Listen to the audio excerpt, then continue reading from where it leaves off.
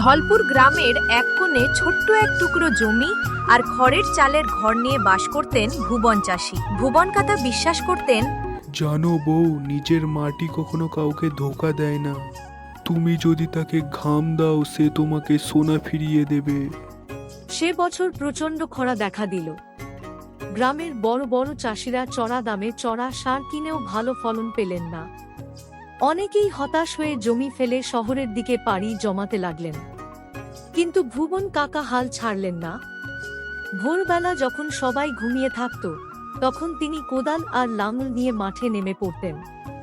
হঠাৎ একদিন দুপুরে যখন ভুবন কাকা নিজের জমির এক কোণে শক্ত মাটি খুঁড়ছিলেন, তখন তার কোদালটা খটাস করে কোনো শক্ত জিনিসে গিয়ে লাগল।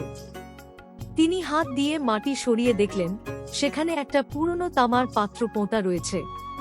কৌতূহলবশত পাত্রটির মুখ খুলতেই ভুবন কাকার চোখ কপালে উঠল। ভেতরে চকচক করছে পুরনো আমলের বেশ কিছু সোনার মোহর। ক্ষুধার্ত অভাবী একজন মানুষের জন্য এই সম্পদ ছিল হাতে চাঁদ পাওয়ার মতো।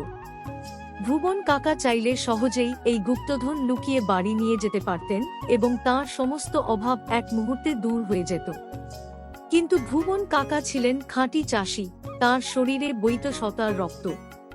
তিনি মনে মনে ভাবলেন, এই জমিটা তো 3 বছর আগে আমি গ্রামের জমিদার বাবুর কাছ থেকে কিনে নিয়েছি, তাই এই মাটির নিচের সম্পদে আমার কোনো অধিকার নেই।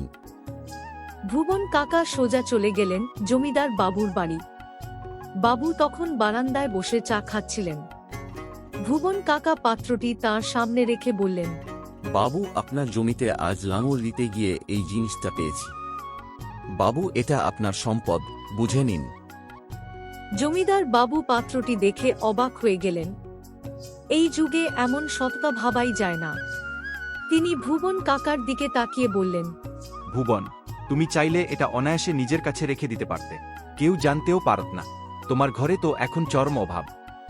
বাবু, আমি চাষী মানুষ। মাটির ওপর খাটাখাটনি করে যে ফসল ফলে সেটাই আমার আসল আয়। মাটির নিচের এই সোনা আমার ঘামের নয়, তাই এর ওপর আমার কোনো লোভ নেই। ভুবন কাকার এই সততা দেখে জমিদার বাবুর চোখ খুলে গেল। তিনি শুধু সেই সোনার পাত্রটাই ভুবন কাকাকে উপহার দিলেন না, বরং সেই এক টুকরো জমিও চিরদিনের জন্য ভুবন কাকার নামে লিখে দিলেন। সে বছর বৃষ্টির শেষে ভুবন কাকার জমিতে এত সুন্দর সোনালী ধানের ফলন হল, যা পুরো গ্রামে আর কারো হয়নি। গ্রামের মানুষ যখন জিজ্ঞেস করত, ভুবন কাকা, তোমার জমিতে এত সোনার ফসল ফলল কি করে? ভুবন কাকা হেসে বললেন, সততা আর পরিশ্রমের চেয়ে বড় কোনো সার দুনিয়াতে নাই। এই গল্পের শিক্ষা, লোভের বশে পাওয়া সম্পদের চেয়ে নিজের সততা আর কঠোর পরিশ্রমের মাধ্যমে অর্জিত সম্পদই জীবনে স্থায়ী সুখ ও সম্মান এনে দেয়। বন্ধুরা, আজকের এই ভিডিওটি কেমন লাগলো? ভিডিওটি ভালো লাগলে লাইক করে চ্যানেলটি সাবস্ক্রাইব করে নিন আরও এরকম ভালো ভালো ভিডিও পাওয়ার জন্য।